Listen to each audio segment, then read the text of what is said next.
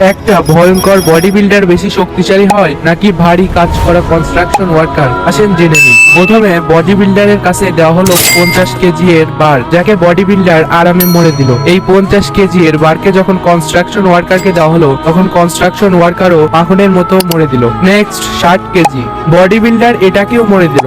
ওদিকে construction worker তো আরো ভালোভাবে মরে দিল। এখন 80 কেজি, এটা মরাতে বডি বিল্ডারের ঘাম বের হলেও মরে দিল। ওদিকে কনস্ট্রাকশন ওয়ার্কার তো কিছুই মনেই করতেছে না। নেক্সট 100 কেজি, এটা মোড়াতে বডি বিল্ডারের দম ফুস হয়ে গেল, কিন্তু কনস্ট্রাকশন ওয়ার্কারকে মানতেই হবে, এটাকেও মরে দিল। ভাই আপনি কাকে সাপোর্ট করছেন, বডি বিল্ডার নাকি কনস্ট্রাকশন ওয়ার্কারকে?